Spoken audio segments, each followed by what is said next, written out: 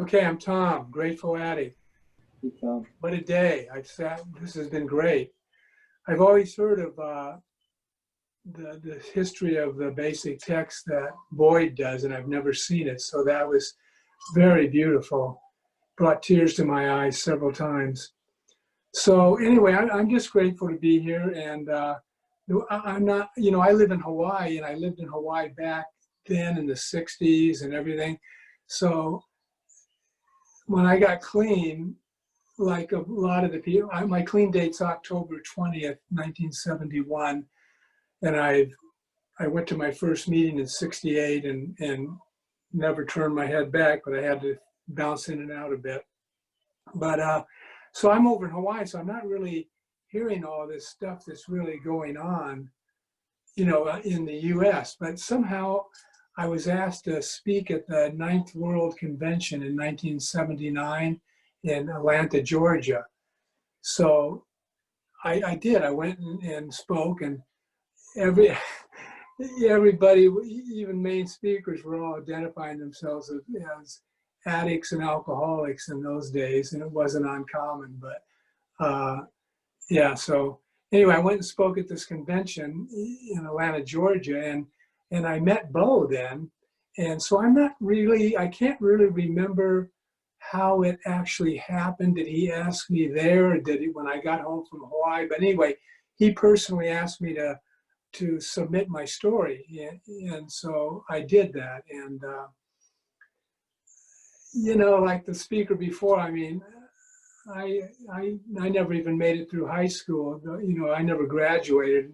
I never considered myself a very educated kind of dude, but anyway, I got it. Somebody probably edited it, and I know I didn't name it Mid-Pacific Serenity. So somebody, so you could at least understand where the periods were and commas were. Anyway, but it was it was an honor to find out my story was picked to go in, and it's been quite an honor all the way through that it stayed in and that it made it through edition 6. It really is. It's quite an honor, and I just reach for humility, and it's always said if we can just help one person, we never know what anything we say at a meeting is going to do or any of our actions, and it's always about the newcomer anyway. So I've been approached many times over the years about my story in the basic text, and it seems like it's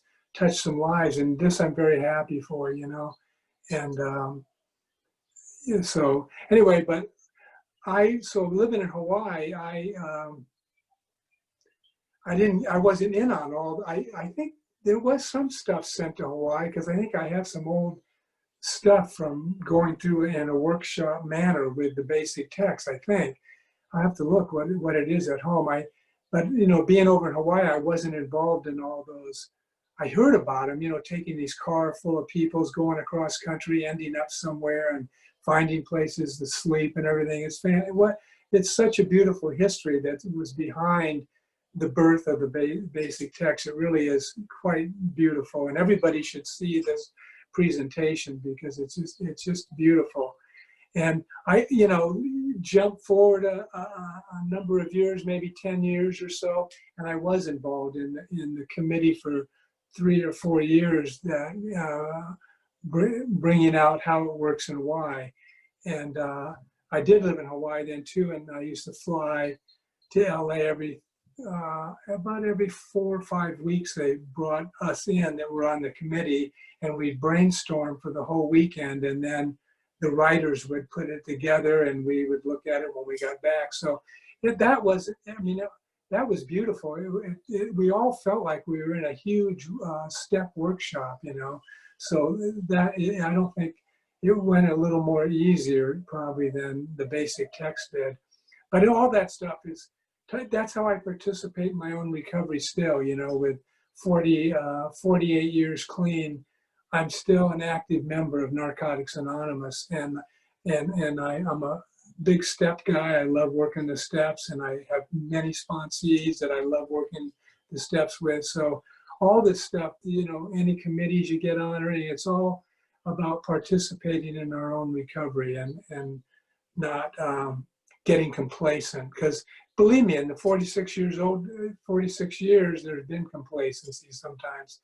But when you find yourself in the middle of these, like the basic text committee meetings, and hear about them, and I love the stories about selling your blood. I mean, that's just classic. It's just so beautiful. And that's the stuff we do, you know, that's the stuff we do. We become willing to go to any lengths to do it, to stay clean. And that I still have that willingness, you know what I mean? And I still have that willingness to stay clean, to do, because I don't know how I got here. I mean, it's grace, you know. How did I end up in Hawaii and I never even heard of AA, you know. I was just out living on the North Shore of Oahu, taking tons of drugs for spiritual reasons, because in the 60s, that's what we were doing, taking drugs for spiritual reasons.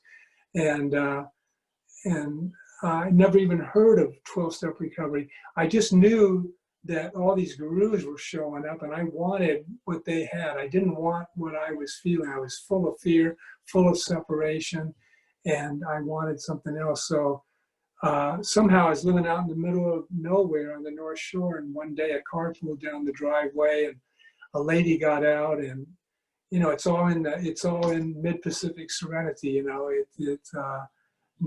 this woman had a complete spiritual awakening, the type that Bill W. had in the hospital room. And she at that, you know, was in the other fellowship, of course. And she started a meeting at her house. And she moved into this house right next door to me and started a meeting. And I went to that meeting, and I found out what was wrong, you know, why taking drugs and meditating all day long wasn't working, you know, because there was one thing missing. No one ever told me you got to stop using. And that's what I finally did, you know. I went to that first meeting in 1968, and I found out I was an addict. And like everybody else, it's nice to be around people my age in recovery time, because, you know, we all have our big books that are probably marked up with alcohol scratched out, drugs put in above it, you know what I mean? And that's how mine was, you know. That's how we read 12 by 12 that way too. We marked it up. And so when basic text came out, for me, what it felt like and what it's been for me is my calling card, my legitimacy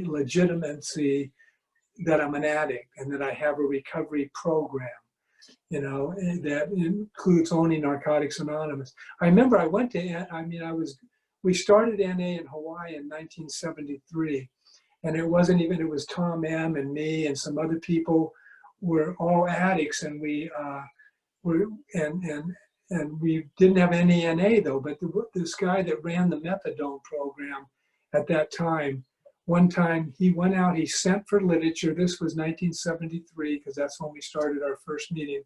This guy from AA sent out for literature. He went and rented a room before we knew any of this. We didn't know any of this was going on. And then I was on the Big Island for the first meeting, I think.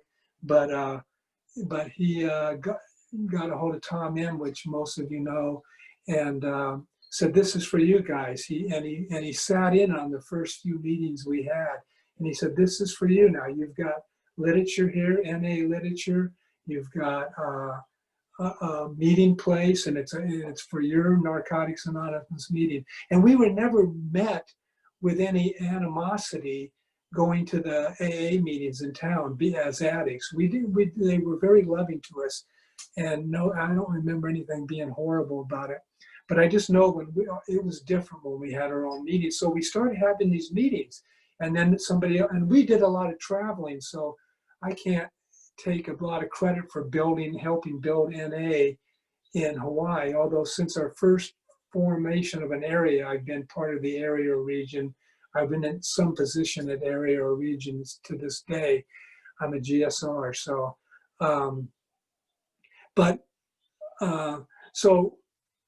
Tom, you got 5 minutes left. Okay, good, because I'm running out of things to say. No, because I just went blank. No, I was going to say that, oh yeah.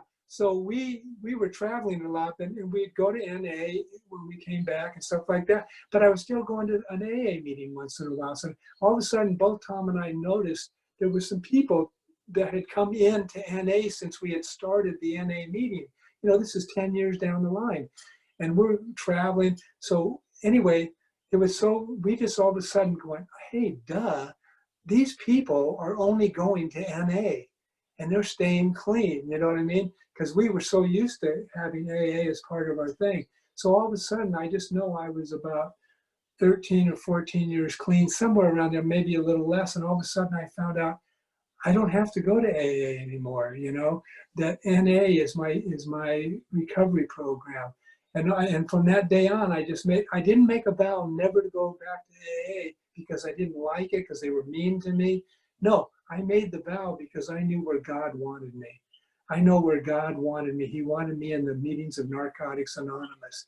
And it's been that way ever since, except for a few rare incidences traveling to remote countries before they really spread the word there. You know, you might go to another meeting to get to a meeting anyway. But anyway, thank you for having me. And like I said, I'm completely humbled by all the stories I heard tonight and what everybody went through to get the basic texts out, and we're keeping NA open around the world, and it's just so beautiful when I hear those statistics. It makes me cry. So anyway, thanks everybody. Just coming to you from the Hawaiian Islands. Namaste.